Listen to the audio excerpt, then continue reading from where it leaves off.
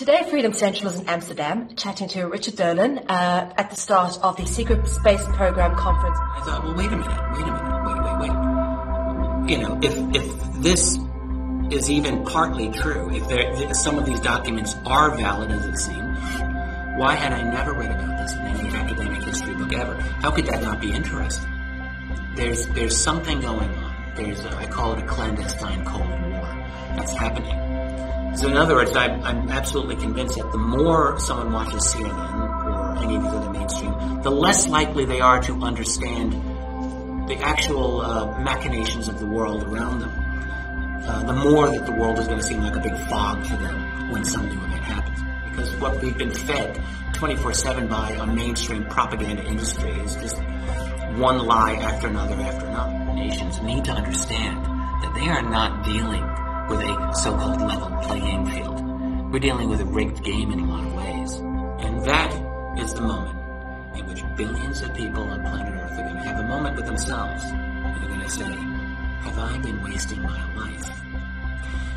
Is there another way for me to create my own life, to envision how I can live as a human being? Because there are these other beings here, and they don't operate like we do. And so I think that's going to be the great wake-up call for us as a species.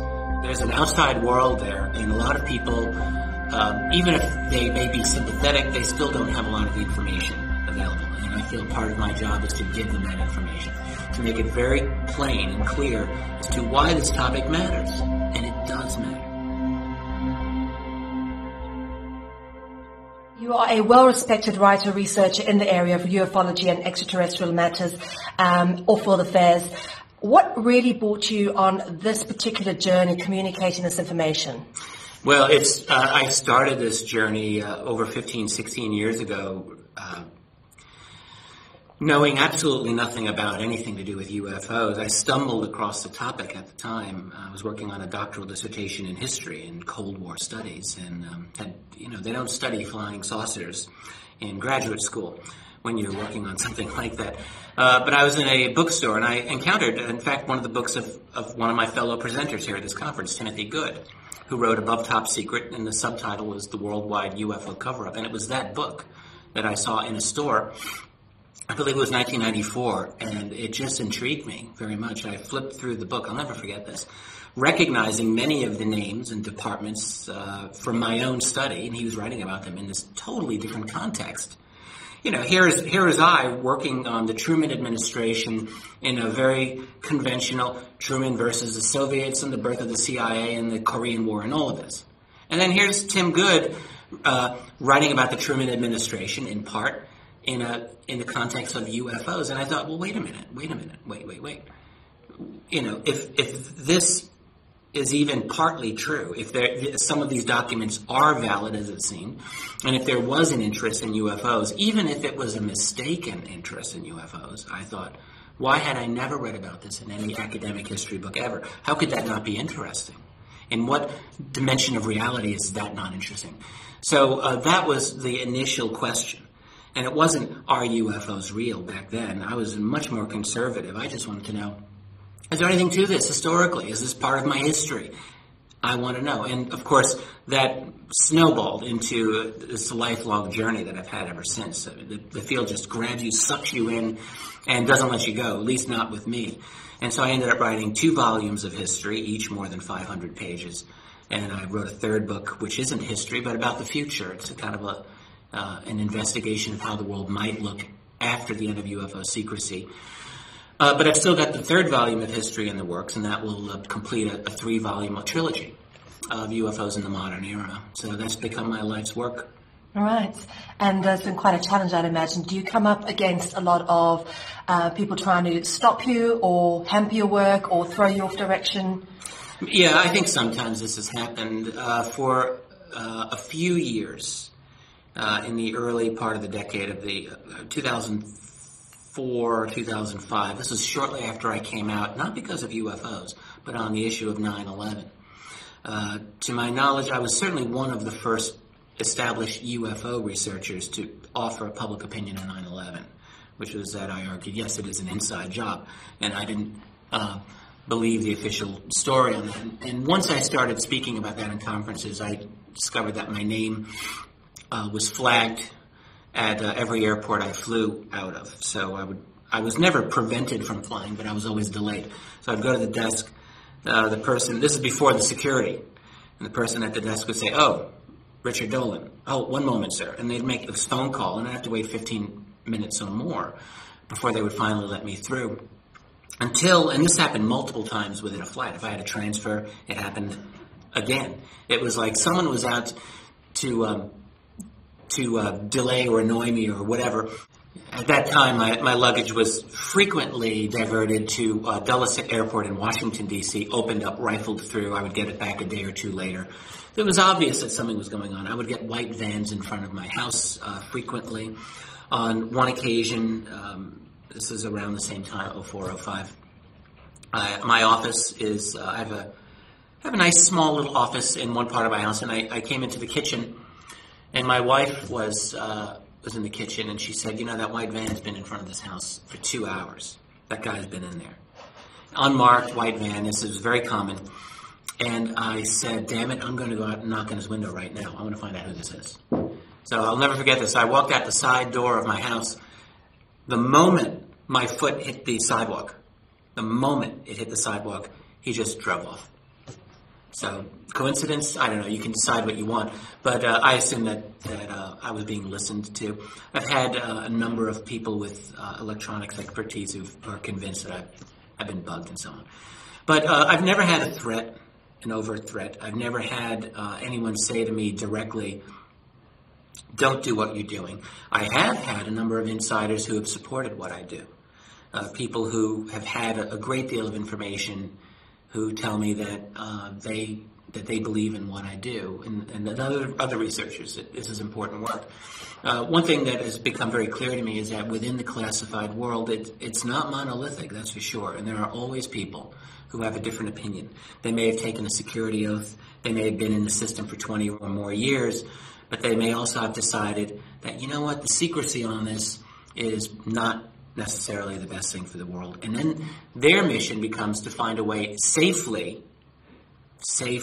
to communicate some of what they know to outside researchers, and some of those people have come to me. And that's always a problem. My professional training is as a historian. I'm always used, and my instincts are always to use open sources for everything that I do. Anyone who reads one of my books can go through more than 1,000 citations per book and see exactly where I get what I get. The problem, though, is when you get someone who's got a long-standing clandestine career, they can't really come to you and say, "Well, you can use my name." They can't do that.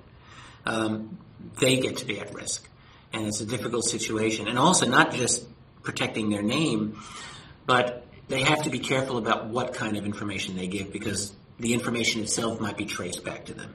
And so it's tricky, and that makes it very unsatisfactory when, you as a researcher have to communicate or decide to communicate this to the rest of the world, because the other people listening could be skeptical, rightly so, and they'll say, "Hey, well, you're not giving up your source, so how are we really supposed to believe you?" So with that type of information, I publish only a very small amount of that. Most of what I get privately, I have to keep to myself, and I continually try to work that and find corroboration. It's difficult. Obviously, this is such a huge field of research. When you have an audience and you giving information out to people, what is the point of focus that you go in on, the vein of attack, as to do your most effective way of waking them up? Yeah, it's a great question. Well, one of the things I always do every place I go is to assume that there are people out there who really don't know a lot about this. The one thing I don't ever want to do is to continually preach to the choir. There's an outside world there, and a lot of people, even if they may be sympathetic, they still don't have a lot of the information available. And I feel part of my job is to give them that information, to make it very plain and clear as to why this topic matters. And it does matter. Ultimately, one thing that I come back to over and over is to provide the documentation that proves, not that necessarily UFOs are ET or alien, although that's interesting and possible, but that proves But there's something traveling around the skies of this world that is not supposed to exist, and moreover, that our jets chase them. And that to me is a slam dunk you can take, absolutely not arguable any longer. There is an overwhelming abundance of documentation to prove that jet fighters chase UFOs. And anyone who doubts it can go to any number of government documents I have on my website and are available elsewhere. You can just read them, and it makes it very plain to say. Now, the question is why? Yeah. Is that what you wanted to know? Why do we chase them? Well, a couple of reasons, I think. On the most prosaic level, let's say that you were the commander of an Air Force base, and which is restricted airspace, and these objects are seen coming over that restricted airspace. Clearly, you need to know what that is, and at some point you will scramble jets or other personnel to deal with this. So it's a security matter. And hence, the title of my 2 volumes of history is UFOs and the National Security State. In other words, not just UFOs, but it's the interaction of UFO phenomenon with the military intelligence community that I call the National Security State.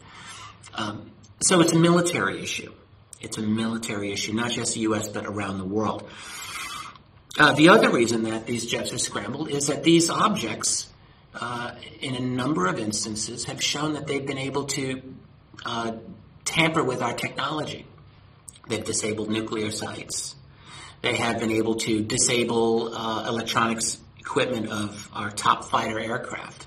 So they have capabilities that clearly, we want to know about. But as to all of the reasons why we chase them, well, this I don't know.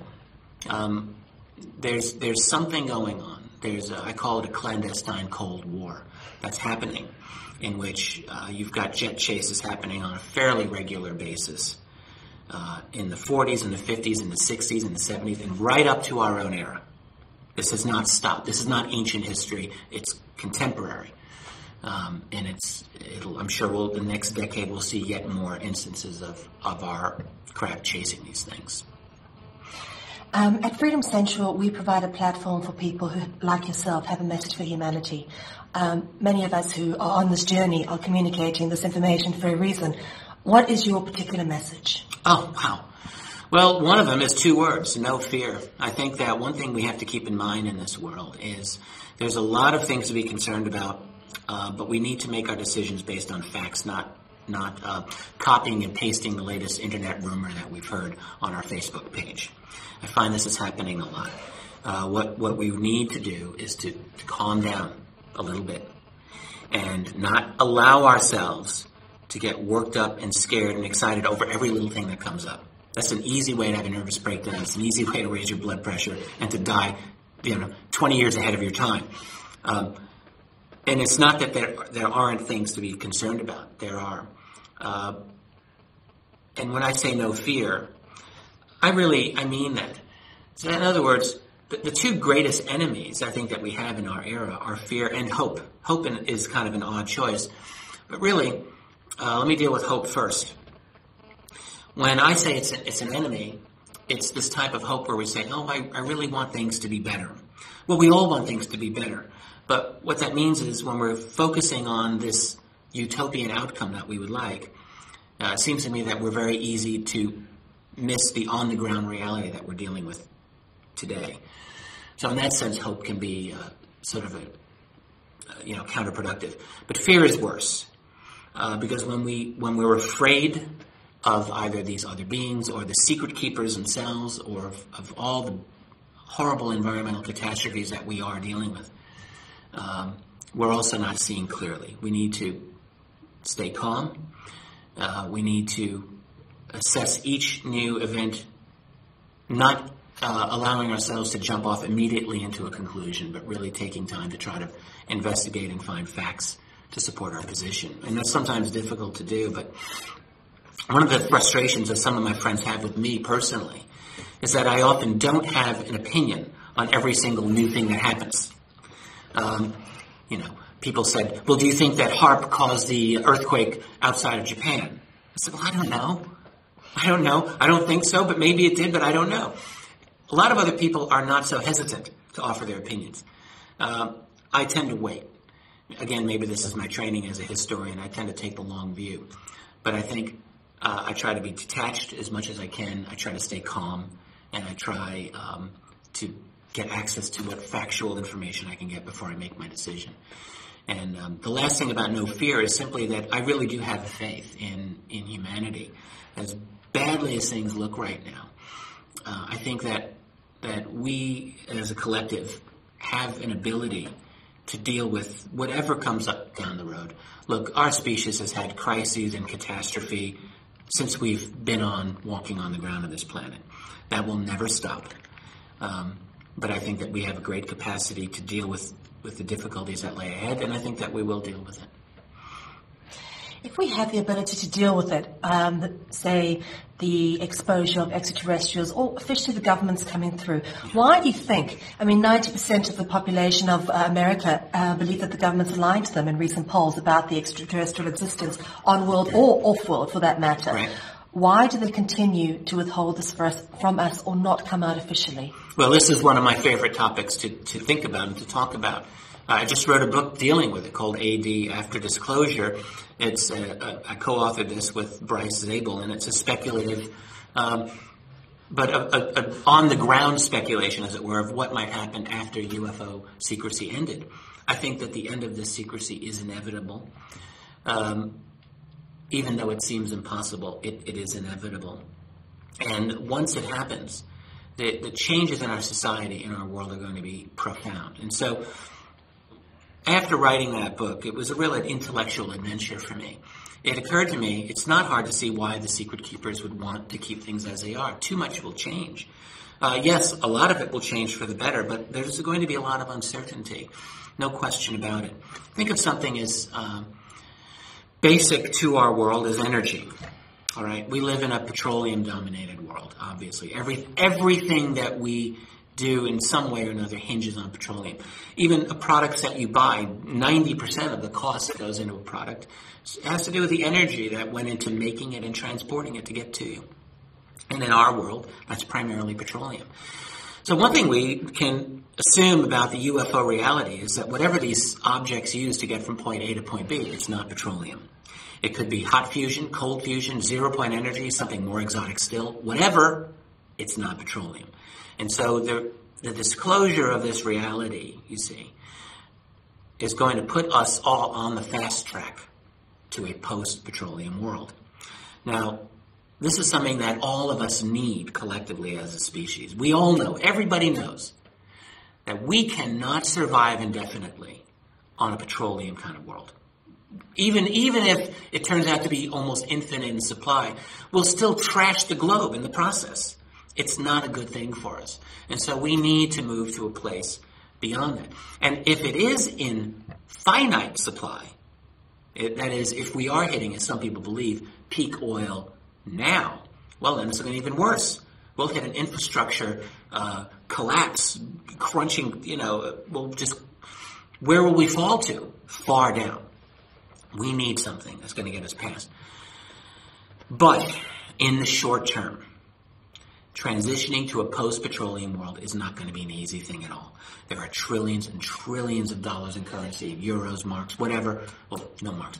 Euros, pounds, dollars, whatever, invested in petroleum. And those are enormous investments that are in danger of just going poof once there's disclosure on this reality. And those groups that have all this money invested in petroleum, they're simply not going to walk away from the table. There'll be a struggle there. And it'll cause disruption to the financial markets, I assume, and who knows. And then what happens if we all do get this free energy? Will it be utopia? You might have a device that will heat your home for free forever. That would be kind of nice. But what if it's possible for someone to transform that technology to a bomb that can blow up the Pacific Ocean? I mean, what if? In other words, what will happen is that the possession of this very, very profoundly advanced technology is going to have to be something, it seems to me, that will be managed globally. And that doesn't sound very nice to those of us who are already concerned about the development of a new world order, a global police state, right?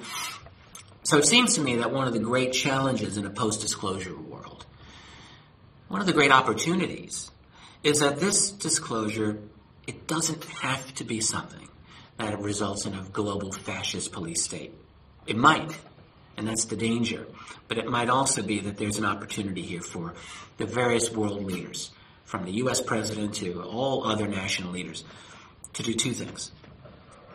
One, to find a sane, coordinated way to transition humanity to a post-petroleum world, and I think it would take global coordination. Actually, more than two things. Two, to coordinate ourselves globally to meet the challenge openly of this other presence on Earth. Whoever these other beings are interacting with us, it seems to me that we need to deal with this in a coordinated way. It's not just a U.S. thing. It's not just a U.K. thing. It's not just a South African thing. It's everyone. We have to deal with this in a coordinated way. And then three, here's the democratic moment here. Look at the United States, where in my country there's this massive, sprawling black budget apparatus that is clearly taking control of this secret, away from the U.S. president.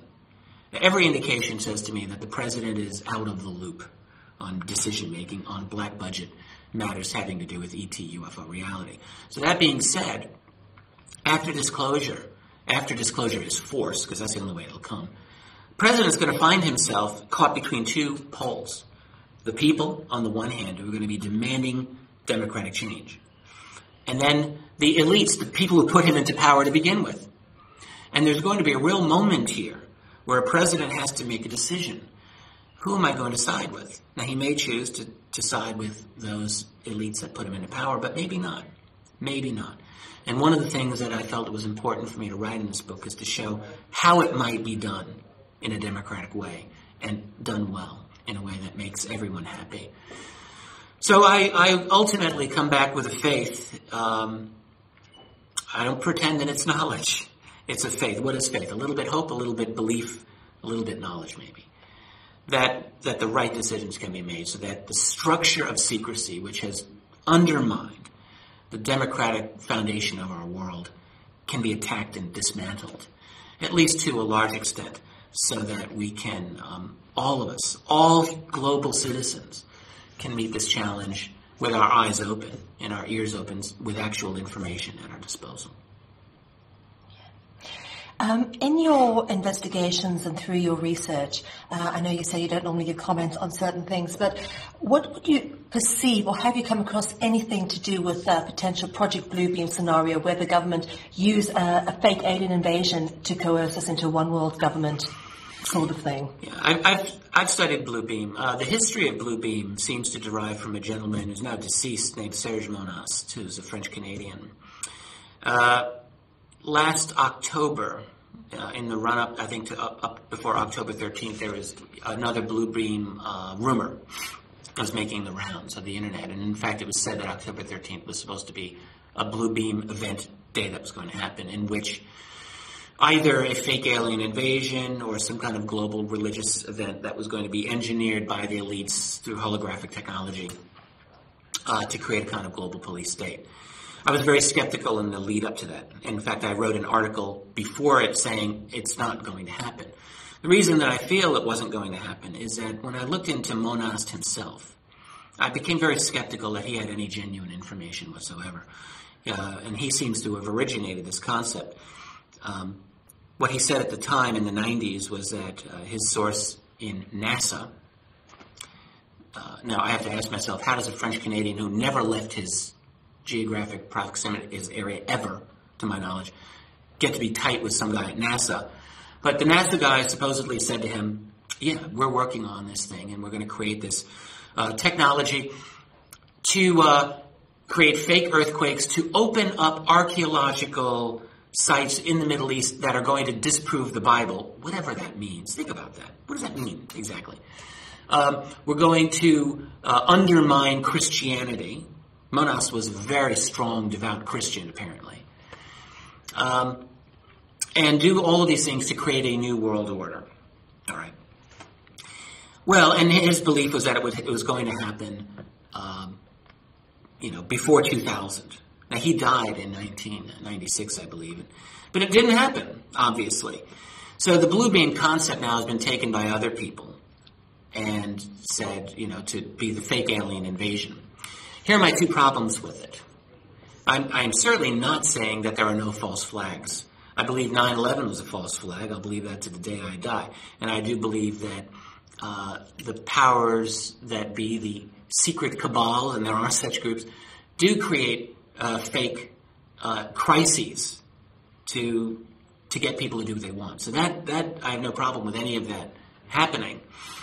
Blue beam, I'm skeptical about. The logistics. How do you create a fake alien invasion really and make it credible, not just to the people, but you've got a global scientific community. Keep in mind, they're not just skeptical about aliens and UFOs. They're overtly hostile. And unless you have a way to shut every one of them up and prevent them from expressing a lifetime worth of opinions on this, you're going to have your work cut out for you. It's not just like a simple walk in the park. Oh, yeah, we'll create a blue beam scenario, scare the shit out of people, and make them submit to our fascist state. I just see that as a very tall order. And then the technology involved globally to do that, to really to convince people. I see that as difficult, very difficult. And if I were the guy trying to organize this, I would be beside myself with logistical nightmarish issues. How do you really do it? Now, having said that, I will leave open the possibility, because I do think that there are advanced technologies that are covertly concealed and employed by clandestine groups. I've argued, for example, for the existence of what I call a breakaway civilization, a group that's moved vastly ahead of the rest of us in terms of technology and science and cosmology even. And they might conceivably have the ability and desire to do this. But again, it comes down to, where is the evidence? All right. It's one thing to talk about these, but then it's another to examine the evidence and find out how plausible is this really, and what is it based on. And I just have not seen, when I look at the history of Monas, I just am not seeing anything that's credible for me.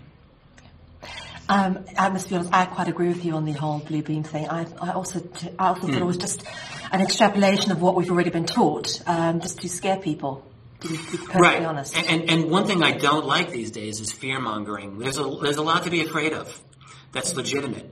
What I feel like I have a lot of individuals who, for better or for worse, will look to me to provide an opinion on some of these things, and it's kind of...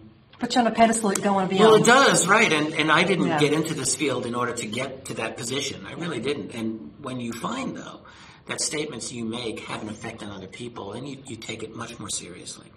And I personally have a philosophy of being as fearless as I can possibly be in confronting the future.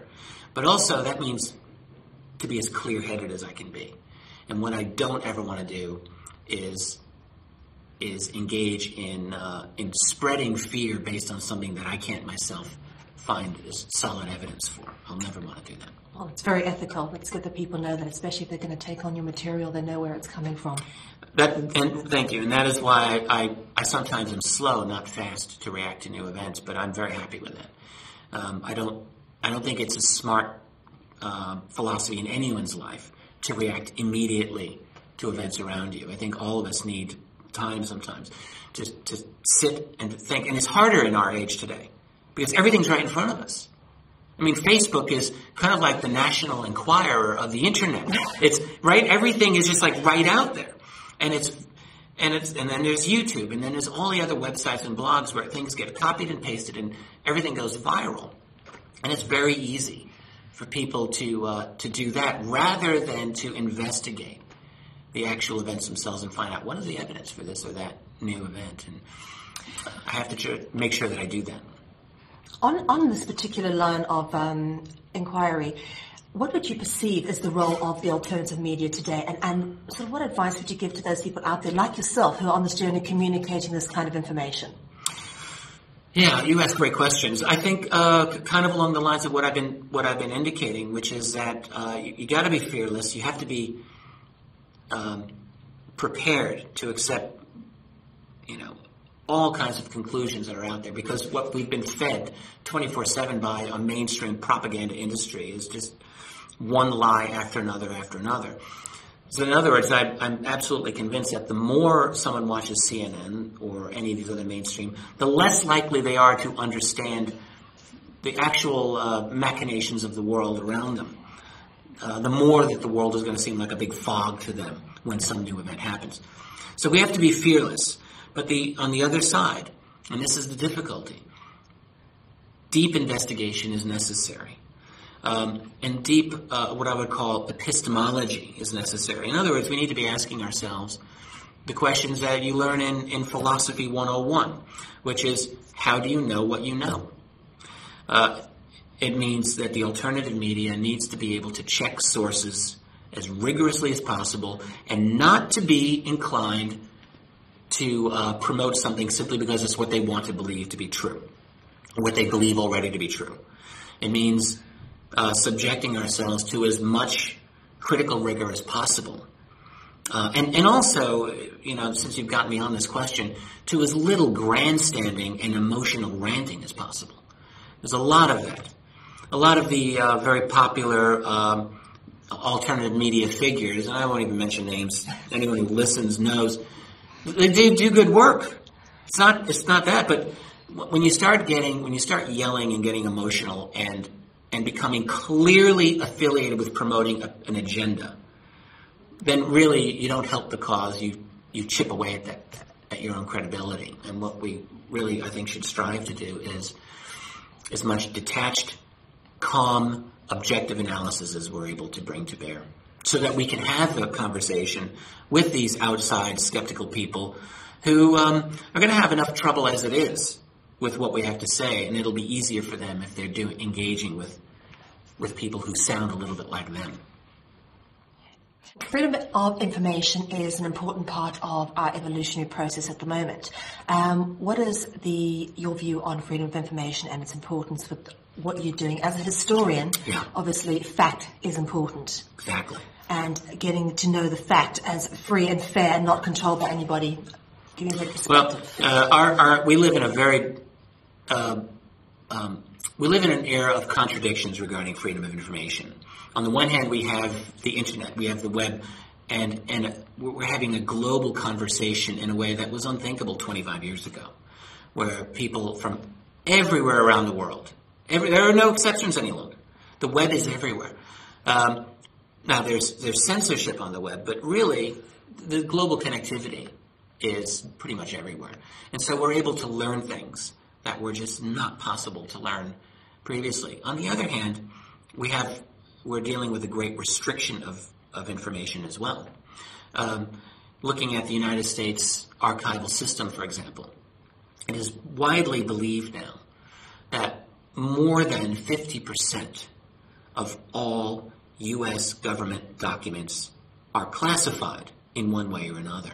So if you're thinking of it as an archivist trying to reconstruct the history of your government, well, you might just say that more than half of your government's history is secret.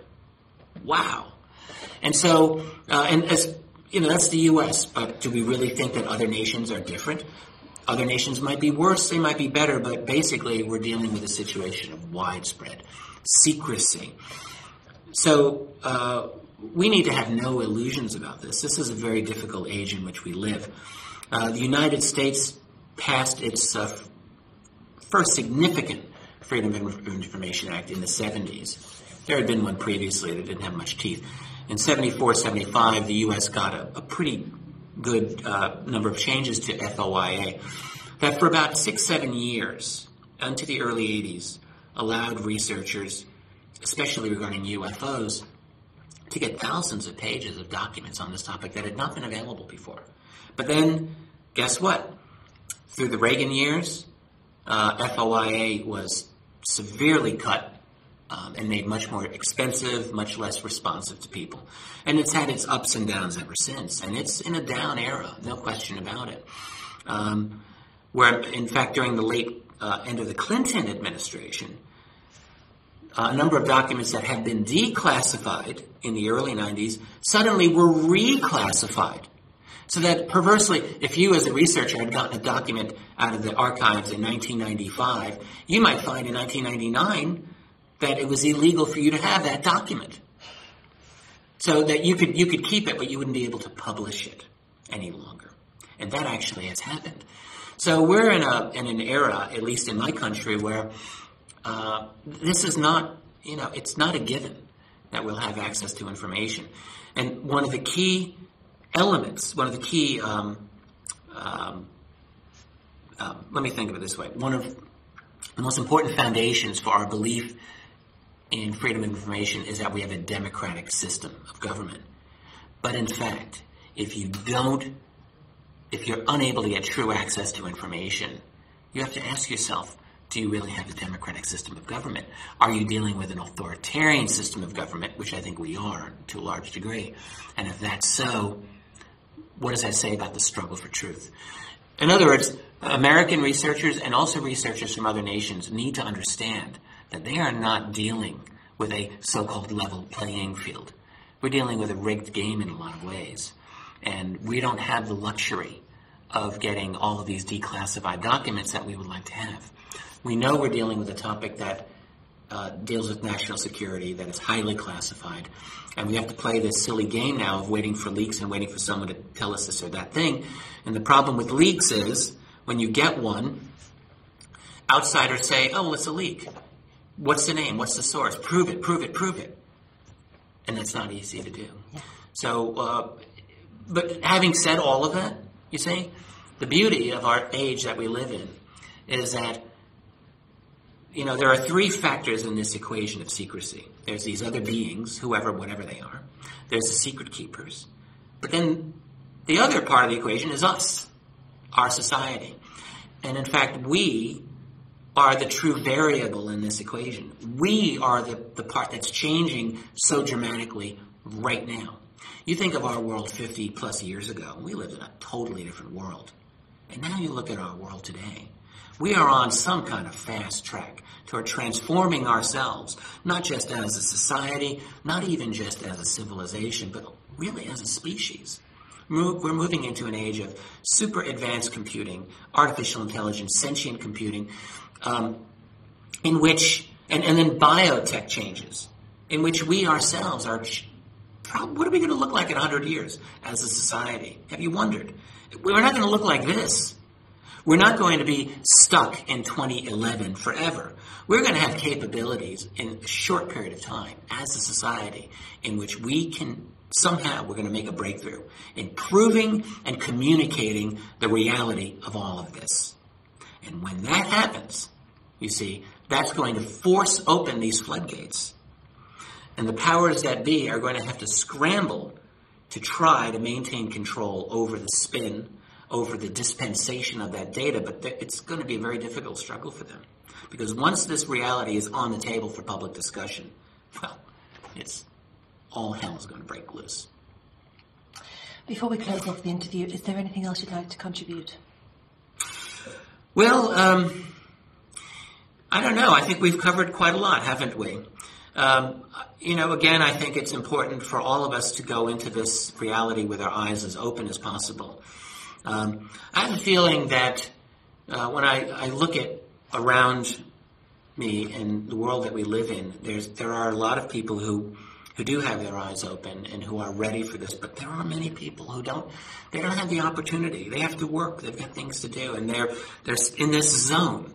And so when we are confronted with the reality of these other beings that are operating at a different level than we are, that have vastly different technology, different agenda, different level of consciousness, we're going to have a challenge to meet that level of consciousness in some way or another. And I ask myself, are we as a society moving toward a greater level of consciousness to deal with this challenge? And I think, a little bit we are.